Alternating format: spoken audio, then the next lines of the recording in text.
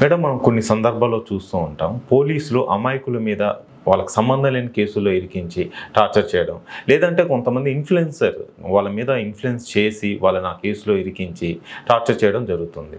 So ఇలాంటి టైంలో ఏం చేయాల్సి ఉంటుంది? వీళ్ళకుండే రైట్స్ ఏంటి కామన్ పీపుల్కి? జనరల్‌గా మీరు ఇప్పుడు ఇన్‌ఫ్లుయెన్స్ అనేది ఆ మాట తీసుకుంటే గనుక ఇప్పుడు కొంతమంది వాళ్ళకున్న పలుకుబడిని గానీ, పొలిటికల్ ఇన్‌ఫ్లుయెన్స్‌ని కానీ త్రూ పోలీస్ రాంగ్ వేస్‌లో యూజ్ చేస్తూ ఉంటారు.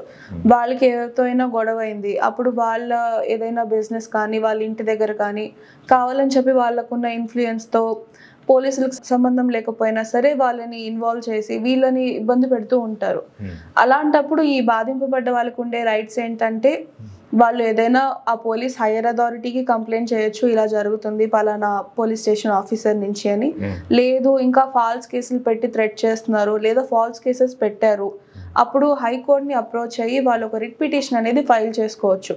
ఈ పలానా పోలీస్ స్టేషన్ వాళ్ళకి సంబంధం లేకపోయినా మా బిజినెస్లో ఇన్వాల్వ్ అవుతున్నారు, లేదా మా మీద ఇలా ఫాల్స్ కేసెస్ అనేవి పెట్టారు, పలానా వాళ్ళ ఇన్ఫ్లుయెన్స్ వల్ల ఇలా జరుగుతుంది అని చెప్పి మనం వెళ్ళి హైకోర్టులో రిట్ పిటిషన్ అనేది ఫైల్ చేసుకుంటే వాళ్ళు మన ఫ్యూచర్లో మన బిజినెస్లో కానీ లేకపోతే మనకు సంబంధించిన విషయాల్లో కానీ ఇన్వాల్వ్ అవ్వకూడదు అని చెప్పి కోర్టు మనకి ఫేవర్గా తీర్పునిస్తుంది.